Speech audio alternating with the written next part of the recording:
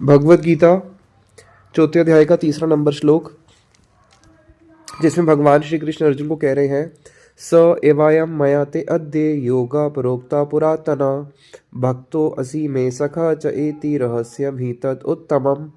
कि अर्जुन,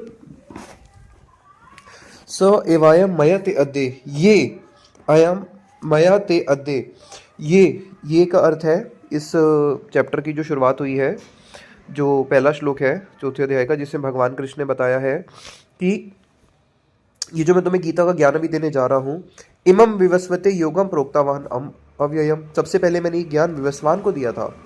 विवस्वान मन में प्राहा, विवस्वान में मनु को दिया, मनु ने इक्ष्वाकु को दिया। तो इसी प्रकार से गुरु परंपरा में ज्ञान आ रहा था, लेकिन कालक्रम के अनुसार क्या हुआ, एवं परंपरा प्राप्तम इमम राजऋषियो विदु, ये जो परंपरा से ज्ञान प्राप्त हो रहा था,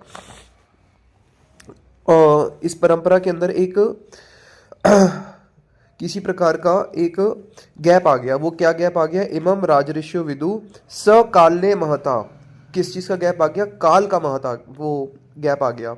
तो काल के अनुसार क्या हुआ, योगा नष्टा परंतपा, ये जो ज्ञान मैं तुम्हें दे रहा था अर्जुन, ये जो ज्ञान मैंने विवस्वान को दिया था, काल क्रम के अनुसार इसके अंदर ये जो पद्धति है, जो परंपरा की पद्धति है, बीच में किसी कारण से गैप आने के कारण से नष्ट हो गई।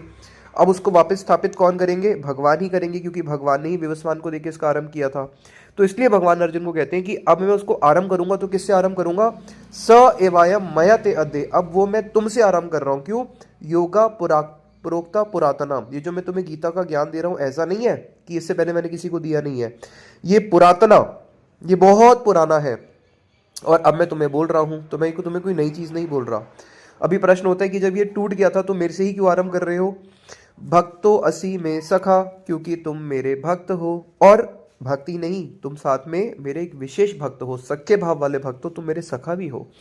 रहस्यम ही तत् उत्तमम, इसलिए जो सबसे उत्तम रहस्य है अर्जुन मैं तुम्हें दे रहा हूं। तो इसका अर्थ है कि जो भगवत गीता का ज्ञान है वो सबके लिए नहीं है, वो भगवान के भक्तों के लिए है। जो भगवान के भक्त होते हैं उन्हीं को ही ये ज्ञान प्राप्त होता है। अगर कोई भगवान का भक्त नहीं है, वो गीता पढ़ भी ले, तो गीता जो है वो सच्चिदानंद वस्तु है, वो उसके सामने प्रकाशित ही नहीं होगी।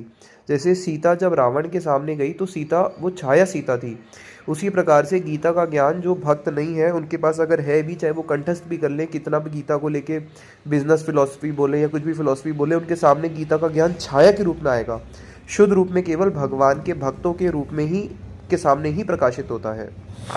और दूसरा कि ये जो ज्ञान है ये परंपरा से प्राप्त होता है। अगर कोई बोले कि मैं डायरेक्ट गीता पढ़ लूंगा, तो नहीं हो सकता, परंपरा से ही इस ज्ञान को प्राप्त किया जाता है।